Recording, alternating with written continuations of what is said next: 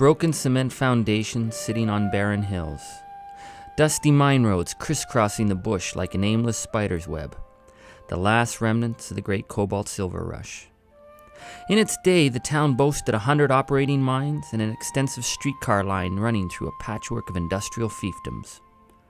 But all that remains in the land of silver are memories. For the last 70 years, Bill McKnight has walked the gravel mine roads, remembering the ghosts and keeping faith with the past. And I remember coming into the mill here when we were kids, and when they were pouring, during pouring time, and you could see the arsenics and all the fumes from the chemicals they use. You should have seen that, boy. There's not much to see of the crushing and refining mills of the great Nipissing Mining Company. Long gone are the company houses, ore tramways, and teamster stables. But in Bill's mind, they remain vividly clear. Right where those bulrushes are and all that stuff, that's where there was a great big huge stable there. That's where they kept the Nipissing team for the work team for the mining company. We stayed in there, and they had a team of driving horses for the manager to drive back and forth to town or whatever business they had in those days. In the 1930s, a whole village lived in the shadow of the Nipissing mills. Bill McKnight was just a boy, but he remembers every family that lived along the road. I remember there was Buglehole's house. He was the watchman. There was the house belonging to Huey Parks. He was the manager. Dave Andrews. He was the teamster. His house is over there. And Pat Quinn, she was the Nipissing Mining Company accountant. She worked in the office. She was she used to dress like a man. Do you ever wonder, when you walk along here, do you think about these folks? I think about them all the time, every day. Every day that I walk here, I think about those people.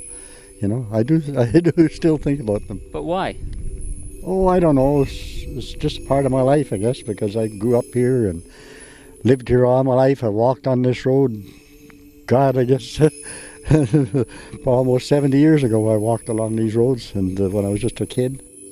Further along the road, another outcrop of rock brings back more memories. Oh yeah, there was another house along the shore there. It was old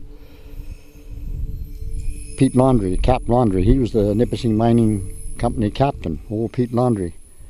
He was over there, and he always had a saying that when he went underground and the men would say, "Good morning, Captain," and he used to say to them, he said, "Save your wind for mucking." Save your wind for mucking. Mucking was the brutal job of hand-shoveling broken rock into the ore cars underground. Bill McKnight is always ready to point out that the riches of the cobalt boom came from the strong backs of miners who could hold their own. He's like old Joe Malik. There was one of the best. Yeah. We'd all get there. We'd talk about the days when the men would muck, boy, and he was one of the best muckers in this town, boy, in those days. He could muck, boy, hard, you know. And Joe used to tell me, he says, by God, in those days he kept the mill going. Just him and two other men kept the mill going, shoveling the coal, shoveling the rock off of the dumps into the back of old Alphonse Cody's truck. And they used to haul it up and dump it in the grizzly up at the mill here. That's where we're going to be going now when we leave this spot. Wow. Yeah, he worked hard, boy. Oh, Jesus. Yeah, eh? Oh, quite. He earned his day, boy. And just as the miners had to work hard, so did the children. And me being the only boy in the family and the oldest, I had to help my mother. My mother told me then, she says, now you got to be the man of the family to help to do the man's work. I was 10 years old. What were you doing? For the Nipissing Dairy. Delivered milk all around the Nipissing, the O'Brien, and I had to get up at 5 o'clock in the morning to go and do my first round of milk for the Nipissing. When I'd come home after my milk, because it was early in the morning, my mother would have my breakfast ready for me, and then I'd have breakfast, and I'd go to school, come home, and have my supper and everything, and do my second round of the milk. I never had a day off. I worked every day, Sundays and all. Bill McKnight has worked hard all his life. He can tell you what it was like to haul 100-pound bags of coal on his back as a young man, or pound spikes on the railway when he was 65 years old. But most of all, he likes to talk about the great characters of the old cobalt mining camp. And as the years go by, those characters are becoming fewer and fewer. It's gives you kind of a lonely feeling. That's the way I feel about it. Lonesome, like, you know. And it gets sad when you begin to think that you're almost one of the last ones left.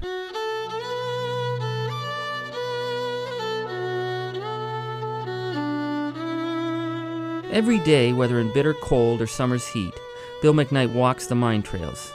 He has what is known as an eidetic memory, the ability to remember with vivid precision the faces, smells, and sounds as if they were still there. And so, as long as Bill McKnight walks the Nipissing Road, the men and families of the Nipissing Mine will be there as well. It's all clear to me. It's all right there, just like as if it was yesterday. What, when you see it? Yeah, I can see it in my mind, all these things that are happening and going on and all that stuff going. It's there, I don't know why it's there, Feel like but it's there's there. almost like the ghosts are still there? Yeah, I go, especially when I go up on that hill where we're going to go now.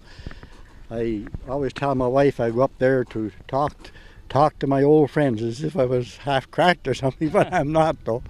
But stuff like that comes to my mind, and I can hear the people, I can hear the men talking, I can hear the kids yelling in the distance, and most of them kids are gone now.